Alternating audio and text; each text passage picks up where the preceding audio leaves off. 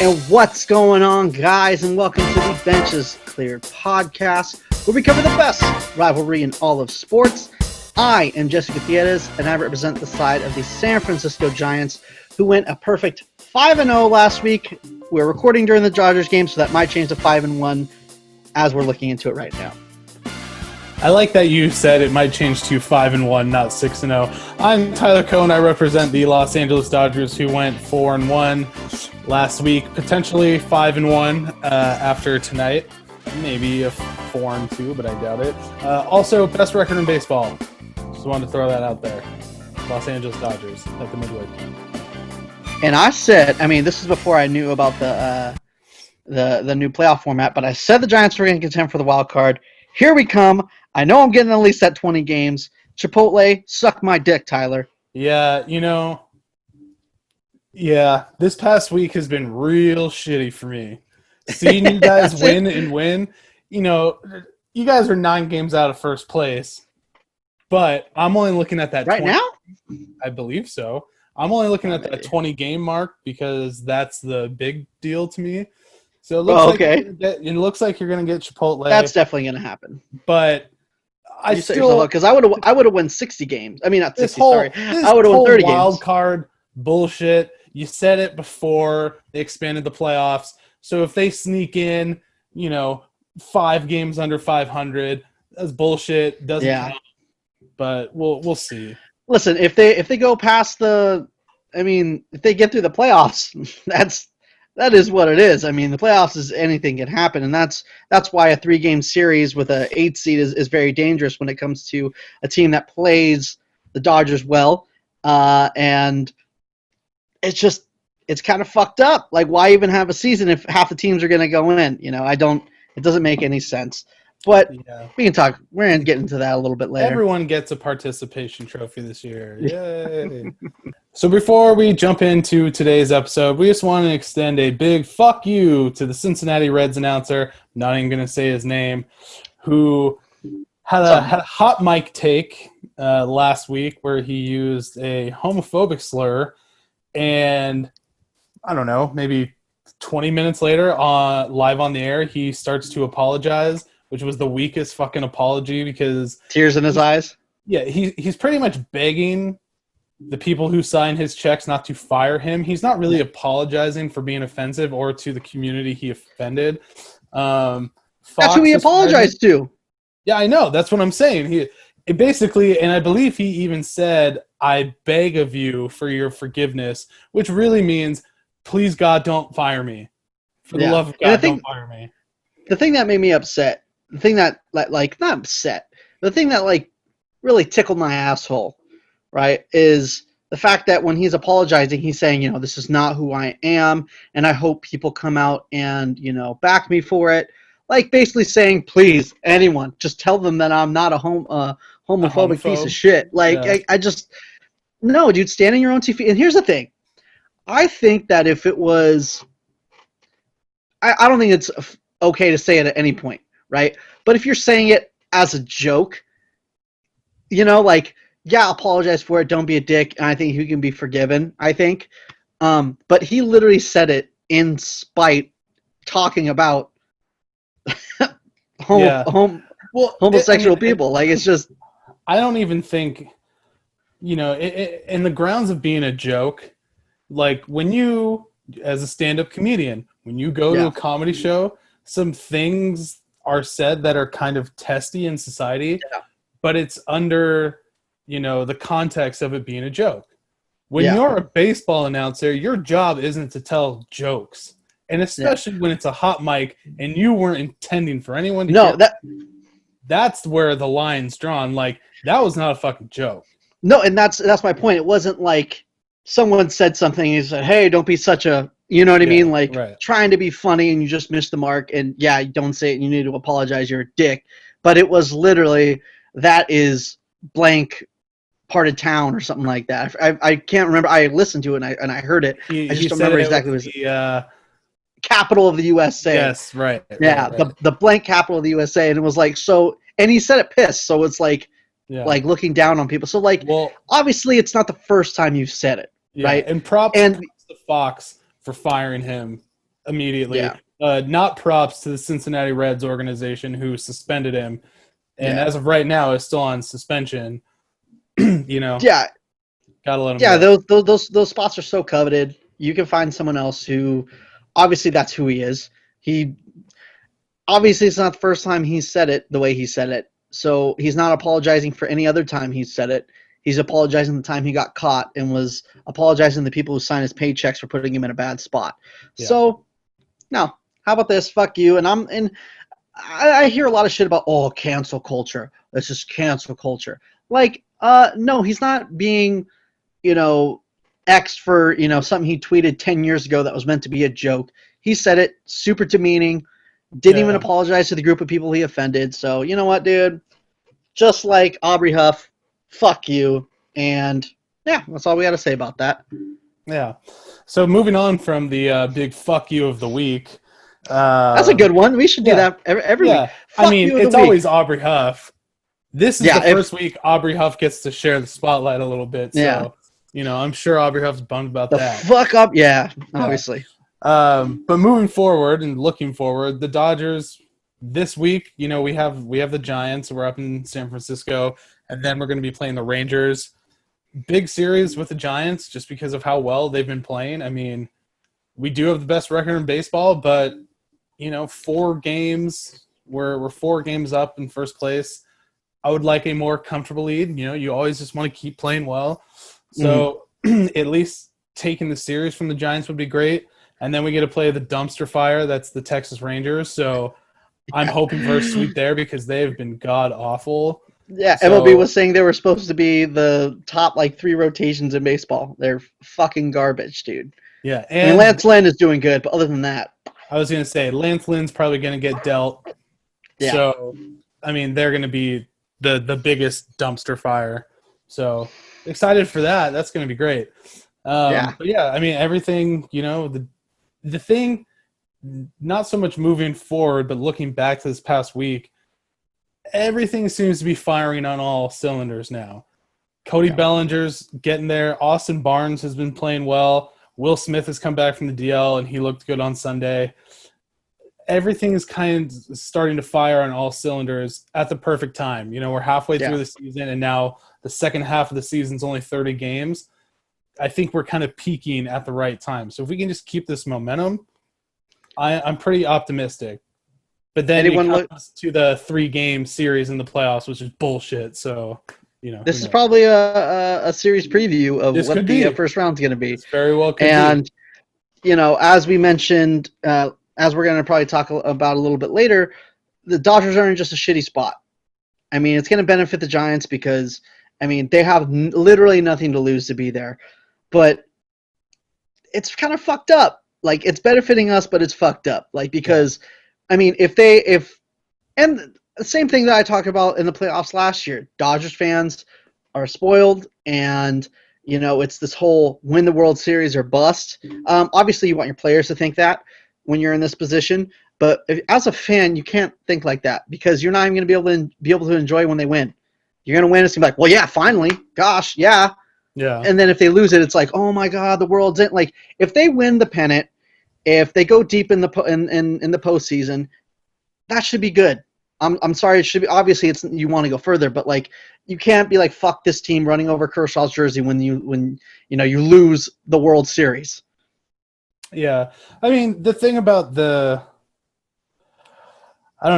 thing about the wild card thing this year is it really, just like you're saying, it really puts the top teams, the 1 or 2 seeded teams, at a huge disadvantage. Yeah. Because, an ace going up against an ace, it's baseball. Any team can lose on any given day. Not to mention the Giants play the Dodgers well no matter what. Except tonight when Johnny Cueto got rocked. But, last time he almost had a no-hitter on him. So, and then anything can happen. Rest in peace to Hunter Pence. Oh, you got to bring that up. We'll talk about that at the end. He gave the Dodgers 3 runs this season, so we're gonna miss him. He's the best.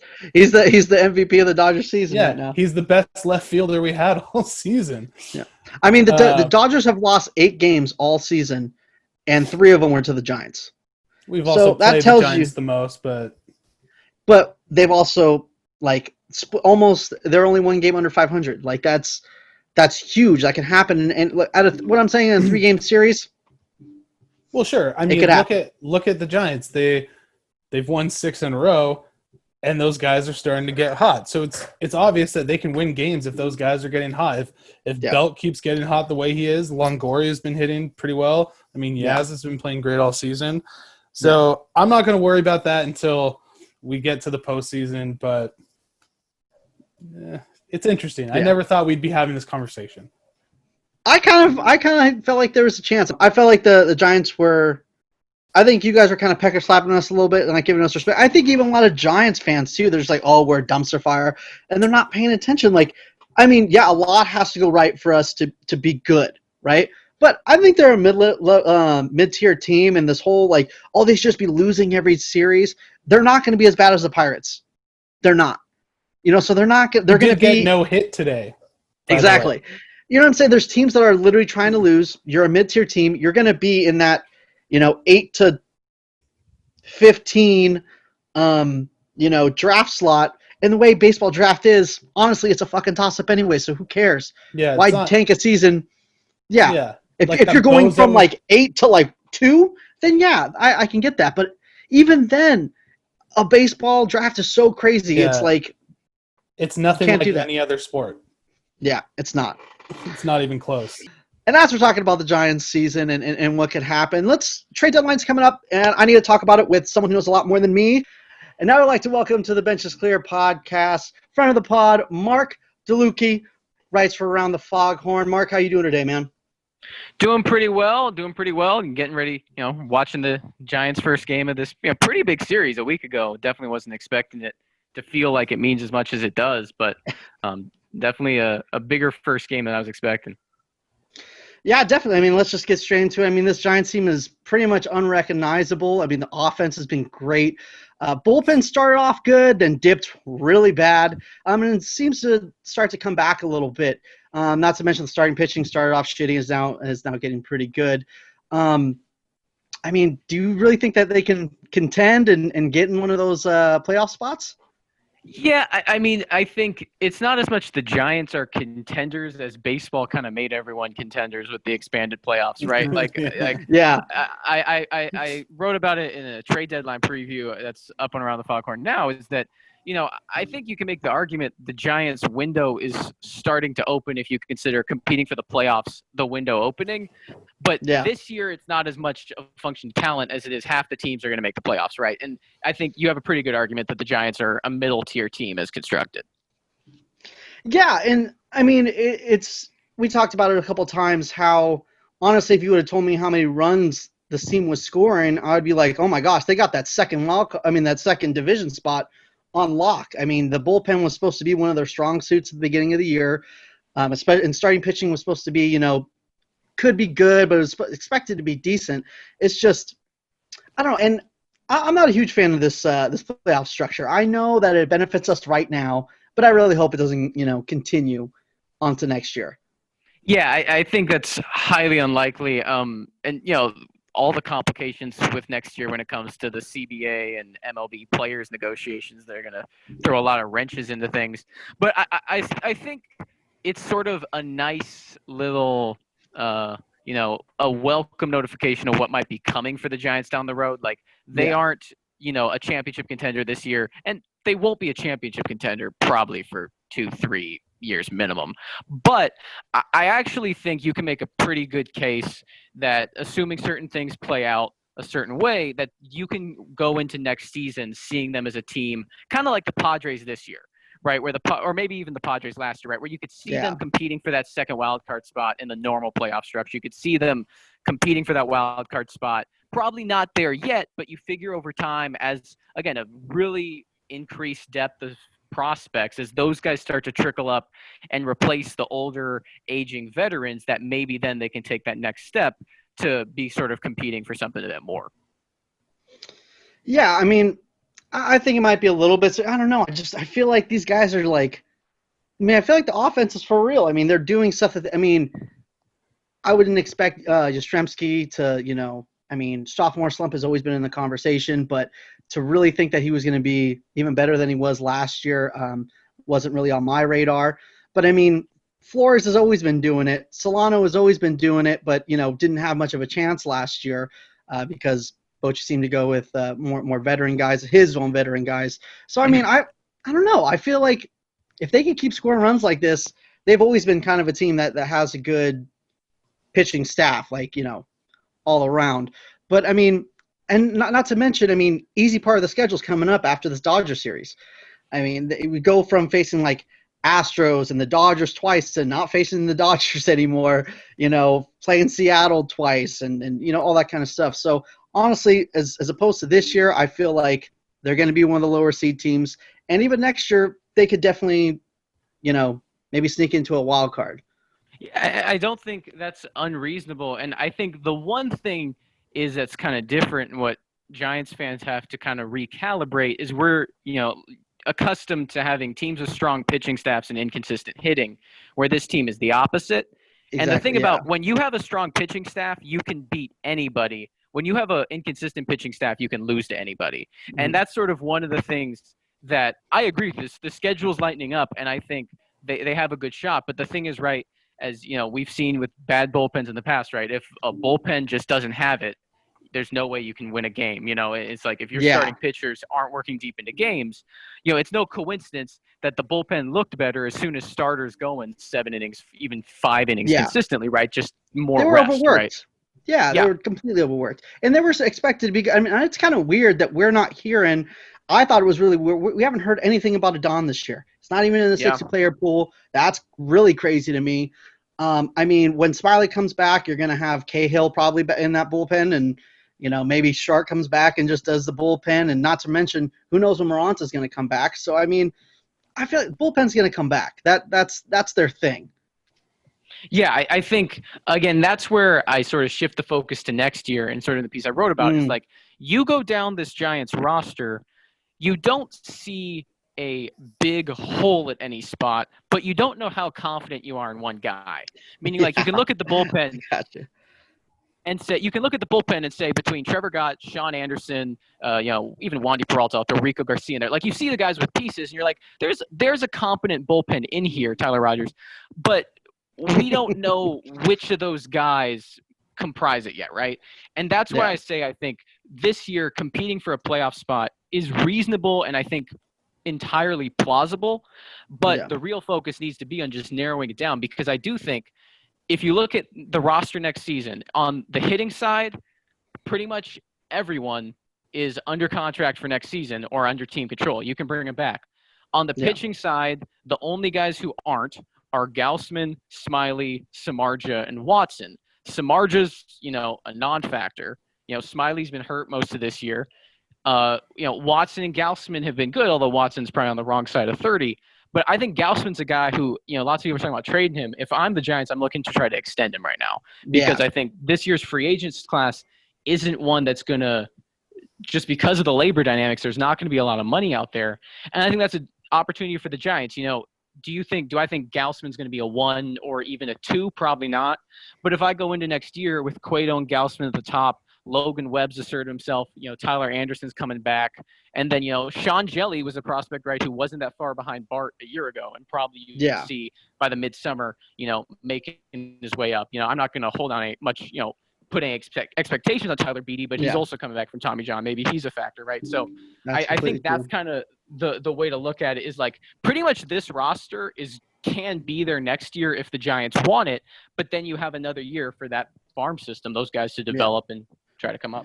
It seems like they have a lot of good depth of mid-tier guys. They're just missing those stars. Exactly. Like, I mean, no one thought Yastrzemski was going to be this good like he's been so far. Maybe Bart becomes that guy that's the next star. They just need a star pitcher or two, which is kind of a lot. But I also like the way that when you're talking about the bullpen, you kind of threw like a Tyler Rogers, like it was like a rap song. You're throwing in the producer, imitating what you're saying. So maybe work that in. We can work that in every once in a while. That was awesome. But speaking about, team next year and different guys, the trade deadline is in a week. If you were Farhan, are you going to add or subtract? Neither. And it really comes down to sort of what I was talking about, where it'd be one thing if this team was doing what it was, but third base was hitting 050, or 150, right? Like, there's no spot that is a hole. There was one at catcher, and they just promoted Joey Bart, right? So you could make an argument about starting pitching, but the problem is there's not a lot of starting pitching available on the trade market. In fact, the Giants, between Gausman and Cueto and Anderson and Cahill, could be one of the largest suppliers of pitching if they were to go in the sell direction. So if you're talking about adding to the roster, there's just not a lot of options there. And another sort of wrinkle is you can only trade players who are either on your active roster or at the alternate site in Sacramento. So like, most prospects just aren't available to be traded right now, which means the Giants would either have to trade their top prospects or basically nothing at all. And I don't see that either. So I talked about I did a deadline preview, as I mentioned. And I think one thing I could see happening is you see some of those top outfield prospects in Alexander Canario. I don't think in Elliot Ramos or Hunter Bishop, but those are names as well. You could see one of them moved for another top pitching prospect that's closer to the big leagues, but maybe doesn't have star power ceiling, right? I throw around a guy like Brady Singer on the Royals, Chris Bubich on the Royals. Or on the Blue Jays, Anthony Kay and Julian Merriweather, guys who, you can see pretty easily next year stepping in and potentially being mid-rotation starters, because the Giants have a huge amount of outfield prospects right now. And that's not even mentioning, obviously what Yastrzemski's doing at the big league level. If Slater and Dickerson can stay healthy, those guys seem like big league contributors. And then you have, Elliot Ramos, Alexander Canario, Hunter Bishop, Luis Matos, all these guys. So they might say, you know what, this may not be a great value swap, but if I can move one of these outfielders and get a guy I'm confident can be a starter alongside a Cueto, a Gausman, a Logan Webb, and a Tyler Anderson, I'm saying I think that might be the way to go. That was sort of the only way I could wrap my head around really seeing a big move within kind of the scheme of looking at this roster and what I think would be available. And I think, honestly, if it's baseball, anything can happen. It depends who's hot, and as far as being like, if the Giants stayed like the same, didn't do a damn thing, right? I mean, I honestly feel like they're going to upgrade when Smiley comes back into the rotation. I mean, you like I said earlier, put Cahill in that pen, and then maybe even Samardzija stuff ticks up a bit if he just becomes a bullpen guy. And honestly, I mean, the way they're pitching around was going up, and if it just stays in that trajectory, like flattens out and it stays there, I mean, anything can happen in a 3-game series, especially, Tyler, shout out to you, where if they play the Dodgers, honestly, I'm feeling pretty good, because no matter what, if they get the shit kicked out of them for 3 games, it's like, well, it's great that they were there, but if they don't and they, give the Dodgers a run for their money, it's only bad on the Dodgers. Yeah, exactly right. All the pressure, there's no real pressure on the Giants players right now. And I also think why that's kind of a good environment for a guy like Bart to get called up into, right? The offense is doing quite well, but there's not pressure on him to perform in some abnormal way. Like, for example, right, a few years ago, right, when Joe Panic got the call, right, like the Giants needed him to hit because they were like trying to win a championship. Put him at the top of the lineup, Right. Like, Bart, that's not really the case. And I think that's kind of what Zaidi would like to build going forward. And that's what, we saw the Dodgers do, right? The Dodgers have been competitive, but they've really rarely been in a place where it's like this prospect needs to hit, otherwise they're in trouble. They've done a good job of having sort of good depth options there, and I think that's what he's trying to replicate. Definitely. And speaking of that player pool, one thing interesting that I want to say, that Chris Shaw was just added to the 60-player pool, and it seems like they have not really shown him respect ever since Zaidi took over. So I feel like maybe they're just going to trade him, honestly. Like, he's been a guy that I've been following that I'm a huge fan of, but I guess I just don't like that he can't really play that much defense, and his strikeout issues are just not what they're a fan of, I guess. But I mean, is there any prospect coming up from that player pool that you see coming up for the rest of this year that could contribute, or should it just stay the same? It's really, it's hard to know, right? Because I'd say I completely agree with you on Shaw. I think that's sort of a function of he has to be on the 60-man player pool to be traded. And so I think that's sort of what you're probably going to see happen, whether it's for a player to be named later or some cash. On the prospect side, I mean, they've talked a lot about Camilo Doval, sort of the guy who took what people expected to be Melvin Adon's spot. But he only pitched at San Jose last year. But granted, he's always had, Adon level stuff, like top caliber, back of the bullpen stuff. And he is already, if he's not 24, he's 23. So he's always been older, with premium stuff. So I think that could be a guy where, and I believe he has to be put on the 40-man. If he didn't already, he has to be this winter. So he could be a guy they go, all right, we want to get a look at him just to see what we have, especially if the bullpen keeps struggling. I think on the hitting side, barring some huge surprise, not really, in part because, right, the outfield, if you call up Elliot Ramos, there isn't really a clear spot for him, assuming, Slater doesn't miss extended periods of time. And again, Ramos was at Double-A last year for a cup of coffee and struggled in the Arizona Fall League. So it's, again, I think you're really looking at kind of the next wave of prospects now that Bart's called up is that Elliot Ramos, Sean Jelly group, or really those two guys. But I think they're probably guys you're looking at mid-season 2021 is kind of their ETA. I think sort of the big name guys, I think Bart's kind of going to be it for a little respite. Yeah, I hear you. Well, thank you so much for dropping all that knowledge on us and talking this trade deadline with us. We appreciate your time. Before you bounce, we do I hate to call it rapid fire questions because it's not really rapid fire because we want to talk about it, I guess, a little bit, but it's just quick. I guess that's why we call it rapid fire. Sounds good. We're gonna go through it. You ready? Sounds good. All right. What would your walk-up song be? Ooh, I feel like I'd want to go meme with the walk-up song, so it would alternate between, something that would upset people in the crowd, like a Party in the USA, or just kind of complete, maybe some Usher, kind of just flip around from the middle school dance hits. Middle school dance? Okay. Well, no WAP? No WAP. I don't want to be that, in touch with the times. I want to just catch people off guard every time. I hear it. Well, that's kind of goes perfectly. You're talking about really quick, Mark. How old are you exactly? I am 22. Okay, because you look pretty young, so it made me a little scared to ask this question, but I think we're okay. Middle school jams. What's your favorite middle school jam? It'd probably be a Replay by YAZ. Okay. Was not expecting that from you. I'm not sure why, but I wasn't. That's pretty solid. If you were in the major leagues, you could either strike out or home run off somebody. Which one would it be and who would it be on? If that makes sense. I think I asked that question really shitty. Yeah. Strike out. Yeah, you did answer it shitty. Or ask it shitty. Oh, and you said that shitty, Tyler. So I know. I quit. Suck it. It's over. I think if I had to strike one guy out, it would probably have to be Kike Hernandez. He's done too much damage to the Giants over the years. Because fuck that guy. My boy? You're going to put my boy on blast? I mean, listen, I'm a lefty, so if I had to strike him out as a lefty, that's just, that'd be Giants haven't had that too much, I think Generation X and afterwards. I mean, but that's probably why you couldn't, because Giants pitching just can't get him out. That's true. I think he's 0 for 4 today, or for 3 today. So don't jinx it. Don't jinx it too much. And on the hitting side, I feel like it would just be, if you could hit a homer off Scherzer, that's just a level of respect. I just want to square him up. That's actually the second one we got. That's pretty incredible. Seems to be the right answer. Yeah, exactly. Has anyone ever gotten mad at a story that you wrote?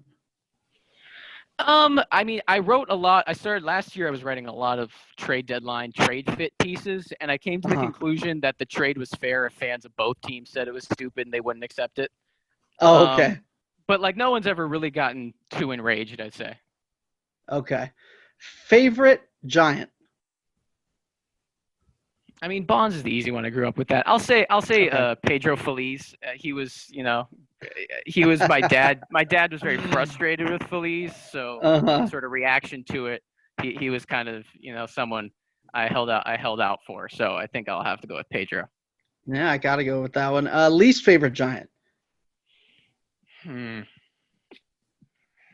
Bonds. Gonna be No, nonsense. AJ Pierzynski, you gotta go. Oh, that's a good one. Yeah. Also, I was gonna say Casey Very McGee, but that's true. AJ Pierzynski is a pretty good one. I didn't even think about that. Favorite non-Giant?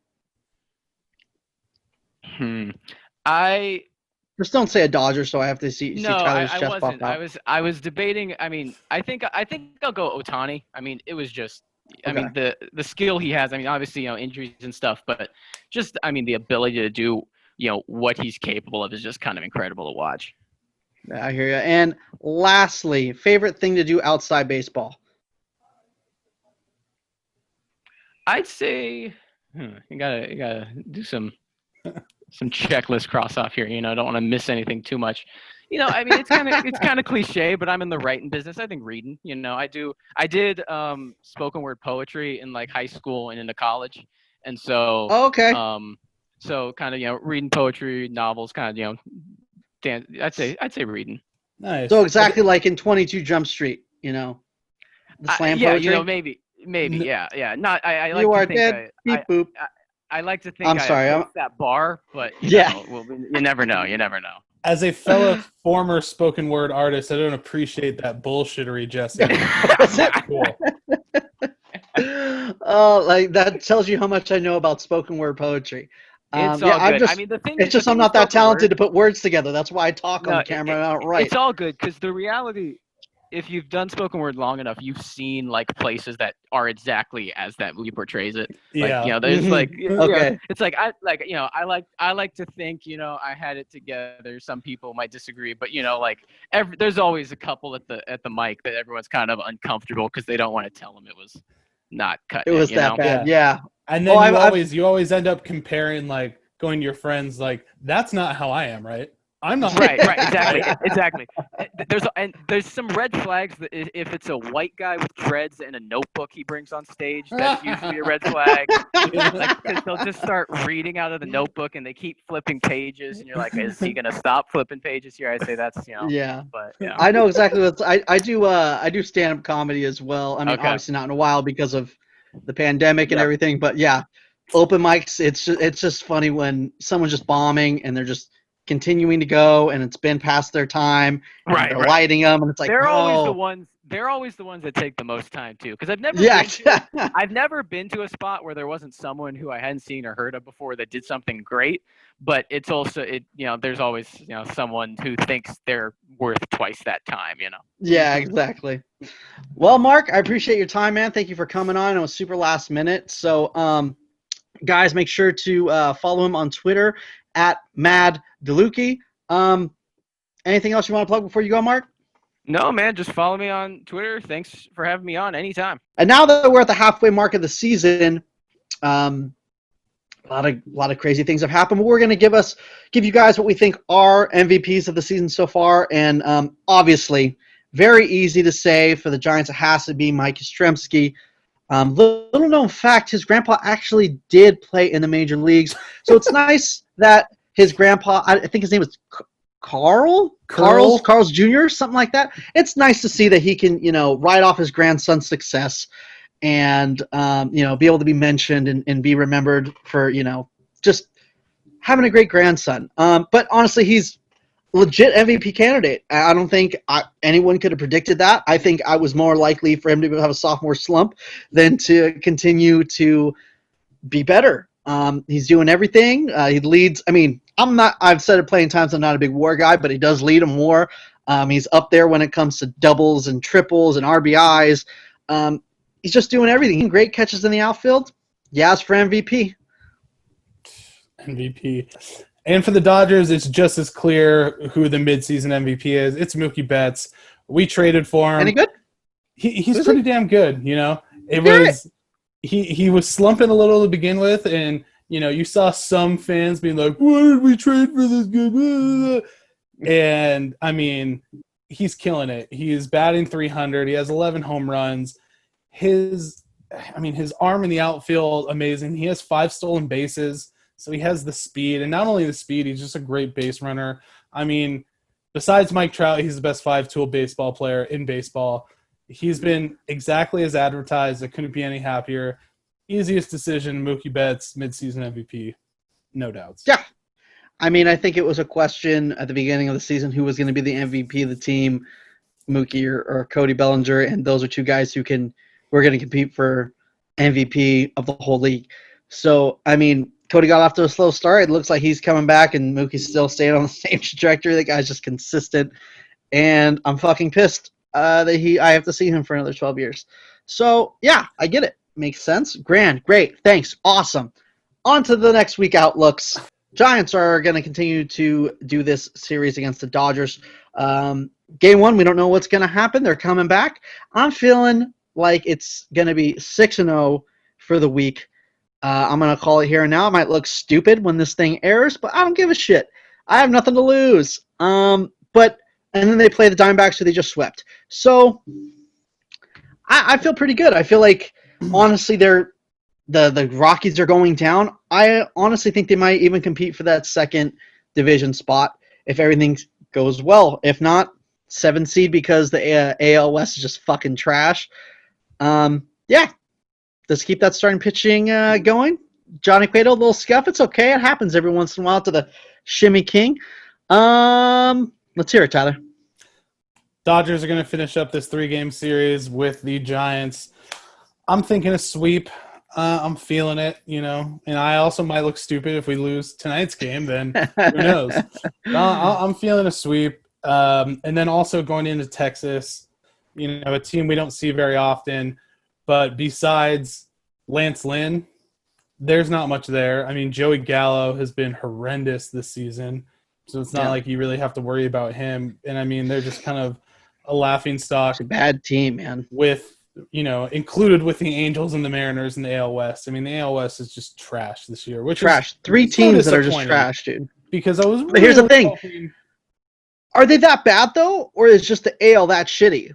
Because last year the American League Angels were in those mid-tier teams. They weren't a bottom feeder team, and same thing with the Giants, a mid-tier team. Not exactly bottom feeding, but they're like Well, I think the Oakland Athletics are just that good, but I don't have it in front of me. I don't know how much they've played Texas or Anaheim this year already because since the schedules are so staggered and weird. But I think the A's are that good. It's a little surprising. But I'm talking about also the West. I mean, the Padres just swept the Rangers. The Giants took 2 out of 3. They beat 3 out of 4 of the Angels. I just think the AL might be that shitty, honestly. Yeah. I mean, we'll see. It's a little disheartening because I was just really hoping those Astros would just be shit. And it's one of those things, too, when watching the Giants or any NL West team has kicked the shit out of the Astros. And it's just like you don't want them to beat the Astros because that affects your playoff race. But you hate the Astros so much.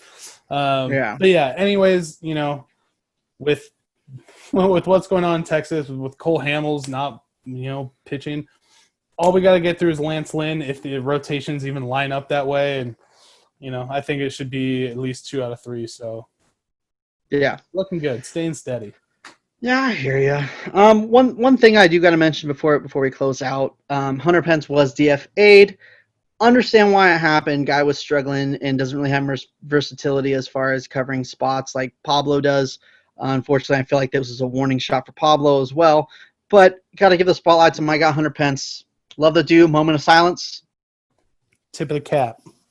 Love the dude. Honestly, he was one of my favorite players that wasn't a Giant. They got traded to the Giants.